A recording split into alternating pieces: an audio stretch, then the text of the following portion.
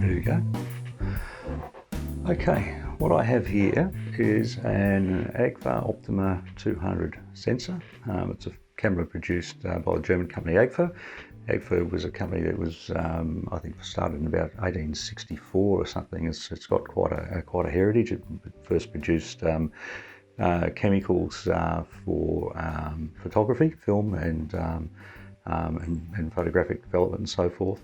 And obviously that brought them into producing some very nice and very fine cameras, this being one of them. So this camera is about 50 years of age. If you look at it, it looks like something that came out of, off the shelf yesterday almost. It's been replicated and copied, or the style has been replicated and copied at least by a lot of camera manufacturers today. I sort of liken these to a lot of the Fujifilm cameras that are being produced at the moment. And why not? It's a really nice design. You've got the metal on the top, metal on the bottom. You've got this sort of faux leather sort of coating around the outside of it. The thing about this camera is it's just beautifully engineered. It's lovely to hold. I was able to purchase this from an opportunity shop locally for about $35, and I'm pretty sure I got a bargain. I'm going to put film through this camera. I've got some fantastic photographs that I'll share with you in a moment, but I just want to tell you a little bit about it. There's plenty of information on the internet, and I won't repeat all that, but there's just a couple of features that I find particularly interesting about this camera. Apart from the way it's built, it's absolutely beautiful.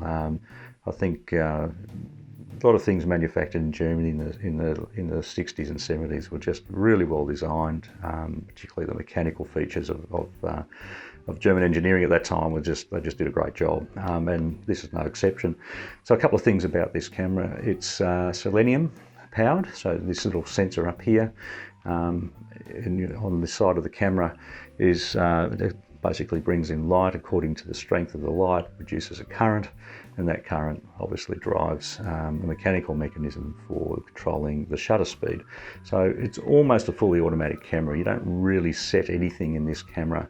The only thing you must do is you have to zone focus it, and it uses a zone focusing system with little symbols of people and mountains and so forth and infinity, etc.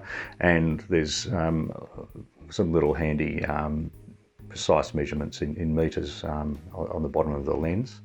So why is it called a sensor? Well, it's not called a sensor because of the light sensor that it has on it. It's called a sensor because of the shutter release, which is this orange part at the top, which has become a trademark feature of AGFA cameras ever since. It doesn't use any mechanical movement. It just senses the pressure that you apply to the shutter, and the idea being is that you reduce camera shake when you're pressing down and moving anything mechanical. So it senses the additional pressure that you're applying till it's sufficient enough to release the shutter. And if I give you an idea what it sounds like, it's quite a smooth. So it's got a paratic shutter, which is a type of shutter made by AGFA, which is basically a leaf shutter design. So very very nice sort of mechanism involved in the production of the shutter mechanism. And I'll just press this now and see if you can hear how soft and clear it is. And obviously you can see that I've got nothing to press onto. I've just got to put pressure onto this orange circle.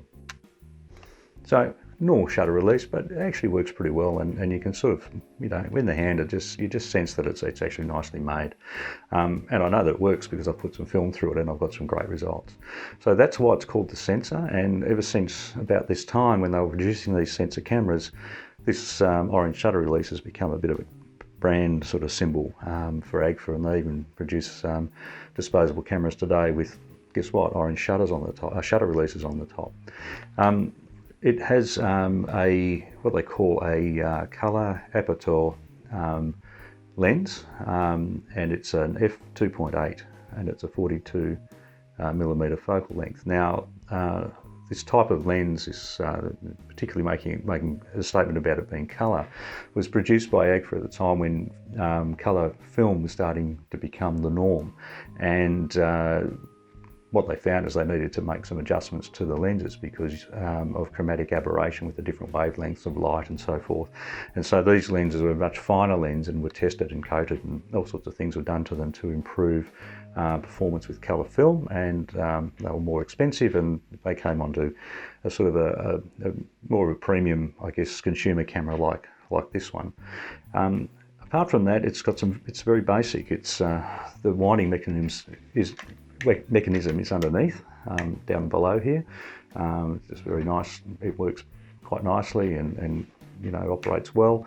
It has a simple hot shoe that closes the circuit when you want to include a flash, and there's some adjustments for your flash timings and so forth underneath as well.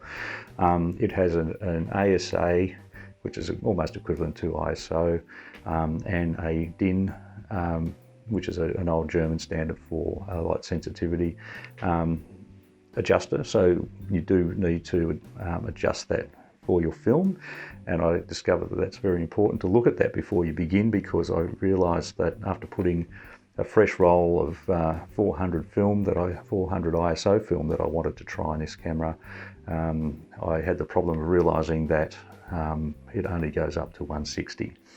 So I had to do a couple of things to try and a few tricks to try and make things work for me. One of them was I put I positioned a circular polarizer over the lens, because I don't have any ND filters, so I used that as a way to try and stop the light down a little bit for some daylight shooting.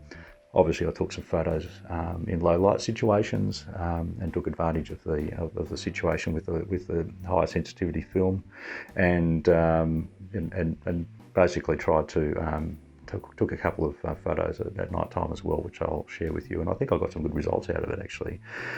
Biggest problem I had, apart from the wrong film, was zone focusing. It's got a beautiful viewfinder. I mean, it's crystal clear, and if you're used to using a DSLR or any other camera, you look through the viewfinder, you see a lovely clear picture.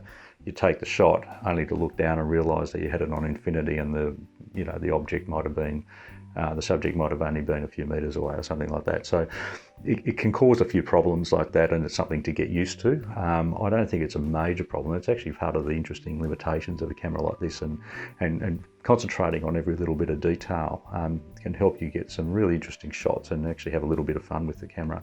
I've thoroughly enjoyed using this camera. You know, put a nice roll of film through it.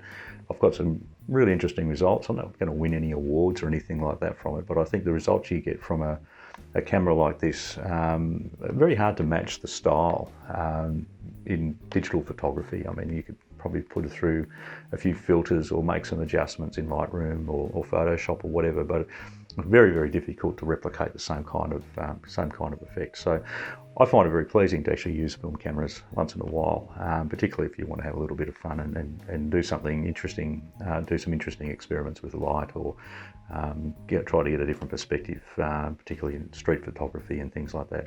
It's a lot of fun. Speaking of which, this camera is a great little camera to walk around with. I mean, as you can see, it's in my hand. It's quite small.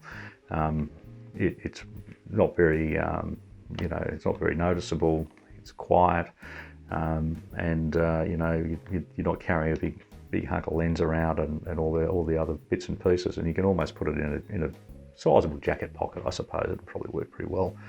And so look, that's the AGFA camera that I've got here.